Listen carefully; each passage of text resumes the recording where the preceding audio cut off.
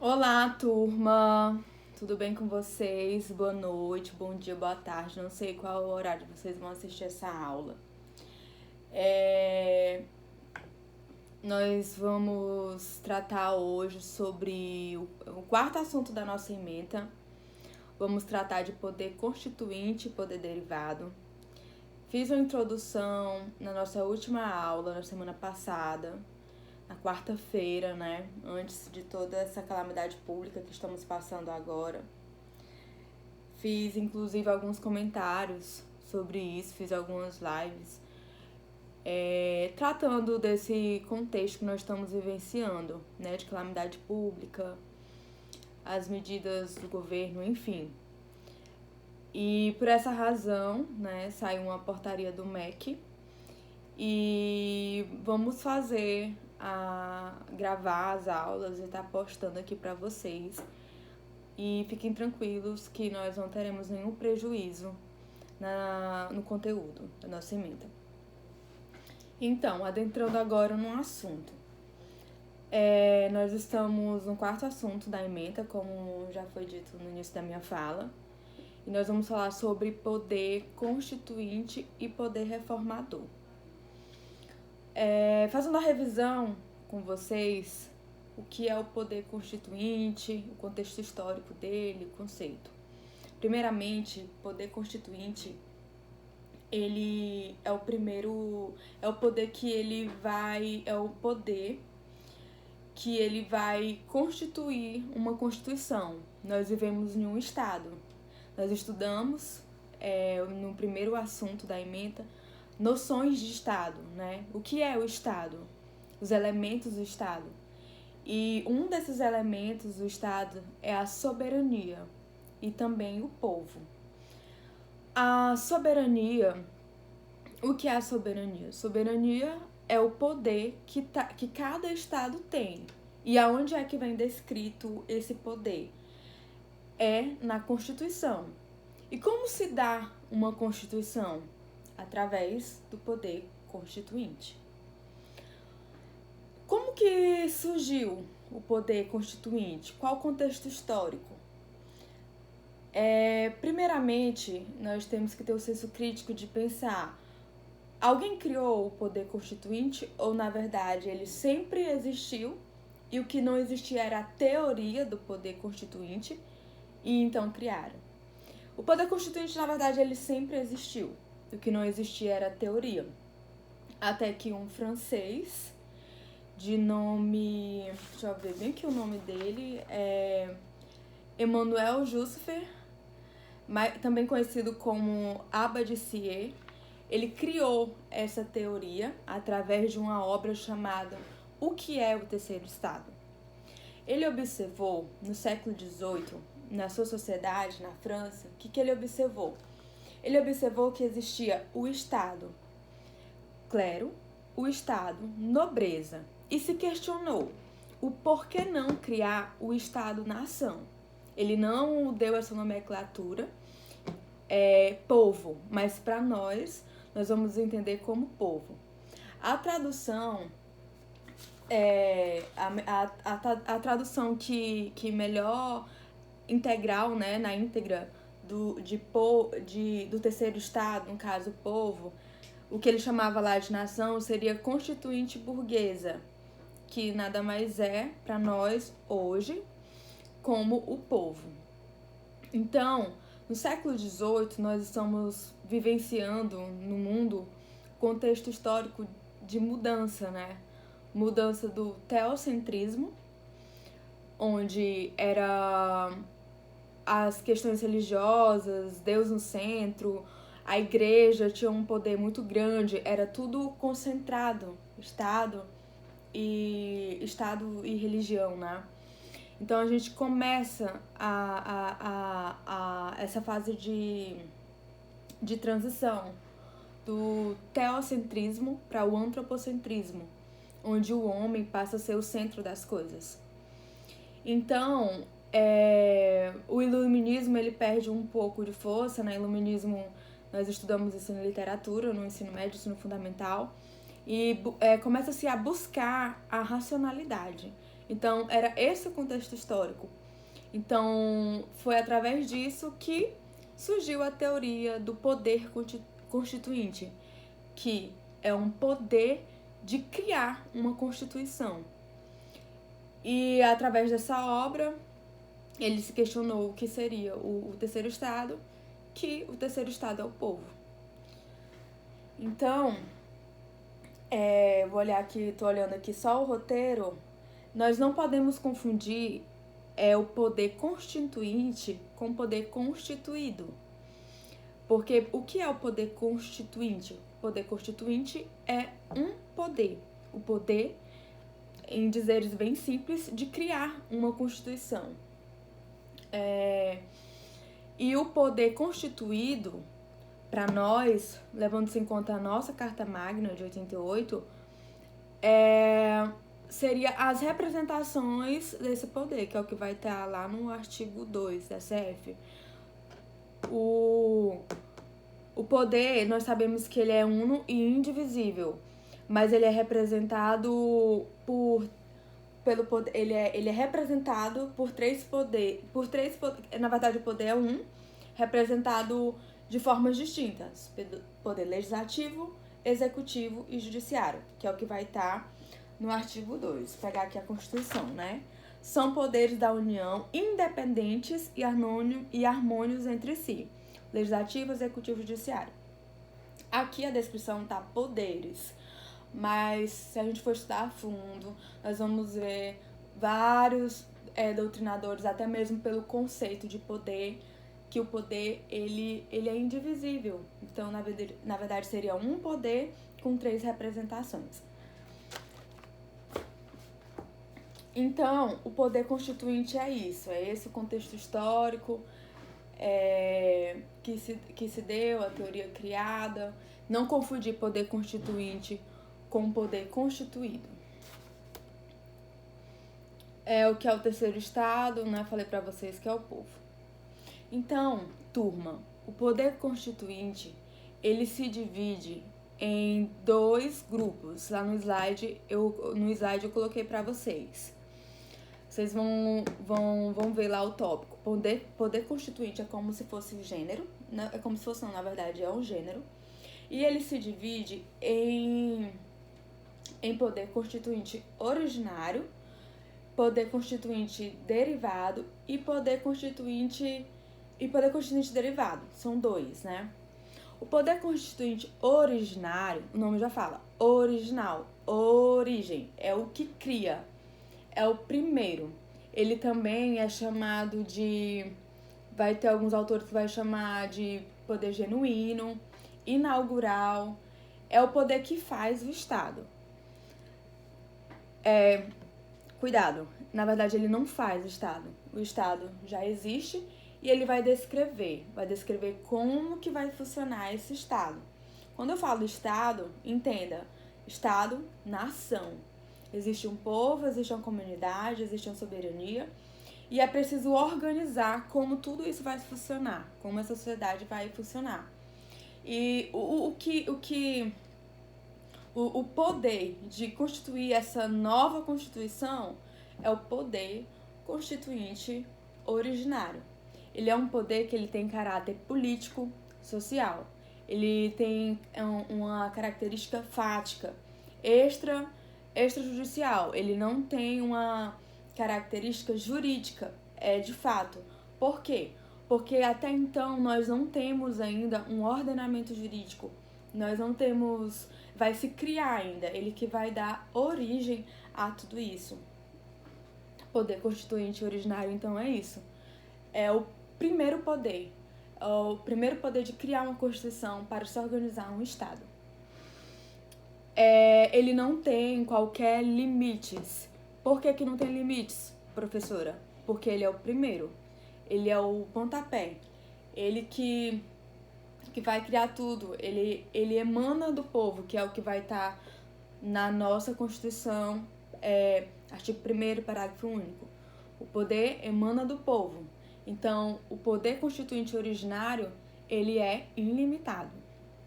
Nós vamos ver no slide vocês vão acompanhar isso, também algumas doutrinas, especificamente para esse tema, eu estou usando o Luiz Roberto Barroso.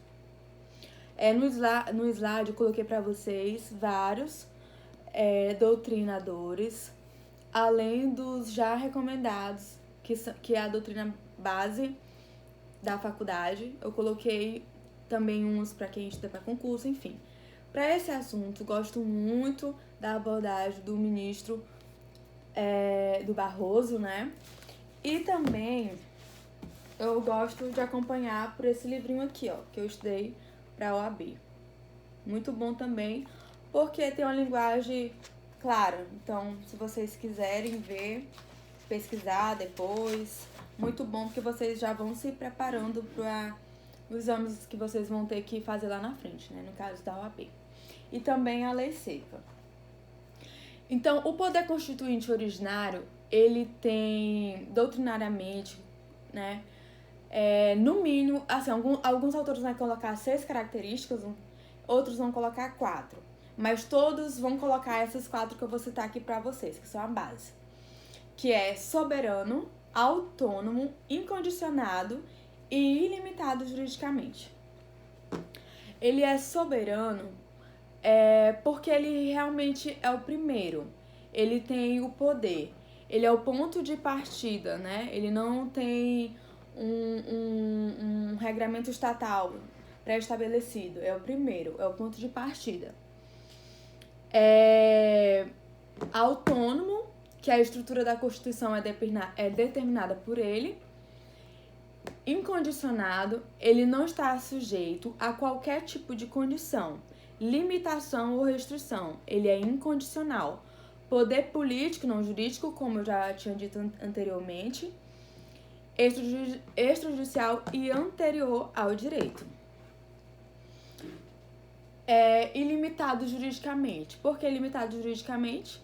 Porque é um novo Estado, estou criando uma Constituição, então ele não tem limites jurídicos, ele não tem um ordenamento jurídico, ele é o primeiro. Nessa parte, nós devemos tomar cuidado, pois existe uma divergência doutrinária sobre essa questão dele ser incondicionado e ilimitado. A maioria dos doutrinadores vai dizer que sim, que ele é incondicionado e ilimitado. É uma nova Constituição, coloca o que quiser, porque o povo tem o poder de estabelecer no seu ordenamento jurídico, no caso na Constituição, a lei maior, de se organizar da melhor forma que lhe convém. Então, por isso que entende que ele é ilimitado. E por ser o primeiro, ele não vai ter ele vai ser ilimitado juridicamente. Pode colocar o que ele quiser. Porém, é importante lembrar que existe uma forte corrente doutrinária que vai dizer que o poder constituinte originário, apesar de ser o primeiro, de ser genuíno, ele não pode ir contra padrões éticos, padrões políticos, contra tratados internacionais de direitos humanos.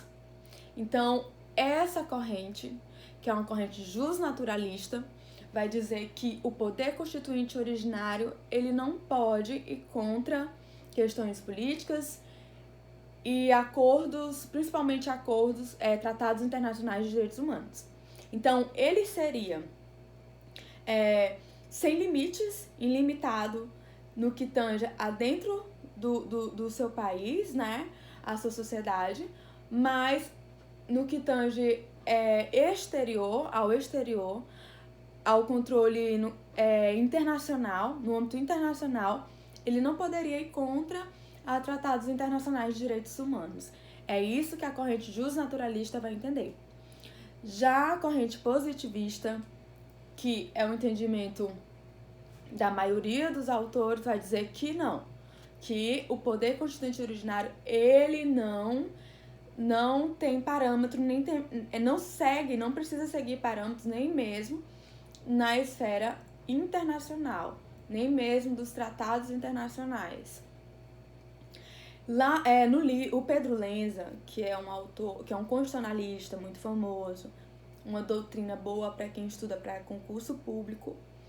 Ele vai chamar, ele vai basear a tese dele, quando ele vai falar de poder constituinte originário, ele defende nessa questão dele ser ilimitado. O que ele diz?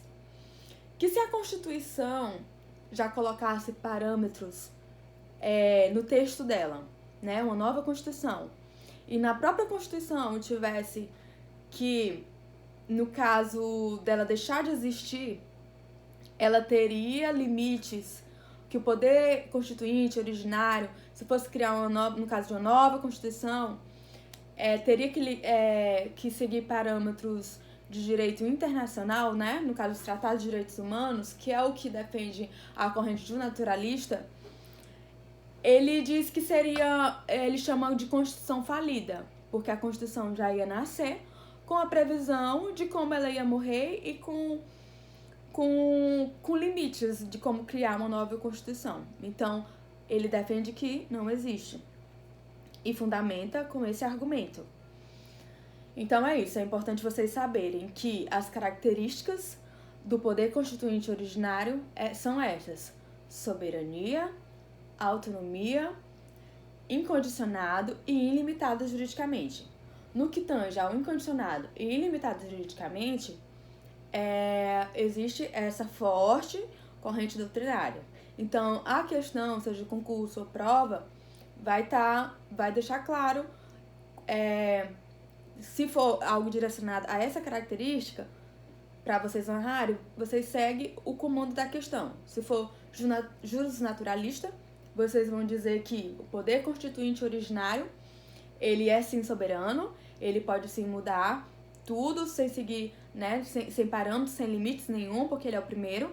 Porém, no que tange a esfera internacional, ele não poderia ir contra os tratados internacionais de direitos humanos. Por exemplo, não poderia se estabelecer tortura, não poderia se estabelecer pena de morte, sem ser nos casos já ressalvados na Constituição. Então, assim, a corrente justnaturalista vai entender que não pode. Ainda que venha uma nova Constituição, o poder constituinte originário não poderia. Isso é chamado de vedação ao retrocesso. Teria uma segurança maior aos direitos humanos. Já a corrente positivista vai dizer que não tem parâmetro, não precisa seguir tratar de direitos humanos, nem a questões políticas, ele tem autonomia 100%. E o perigoso disso seria justamente, né, o retrocesso. Só que os positivistas, o que eles vão dizer? Que o povo tem a soberania, né? Nós vamos estudar que, já foi dito até em aula, que cada país ele tem a sua soberania. E um outro presidente, um líder de um outro estado, quando eu falo estado, eu entendo a federação, não pode se intrometer na soberania de um outro país. Então ele fala que, no caso, o poder constituinte originário ele pode tudo. E o que poderia acontecer é ele sofrer alguma penalidade, ser excluído, algo assim, no quesito internacional. Mas que isso não tira a autonomia, não interfere na autonomia e em limitação juridicamente. O poder constituinte originário, ele se manifesta de duas formas, né? Nas democracias representativas, promulgada. Eu vou promulgar uma Constituição. Nas constituições que não são democráticas de direito, vai outorgar, que nós estudamos isso no contexto histórico das constituições.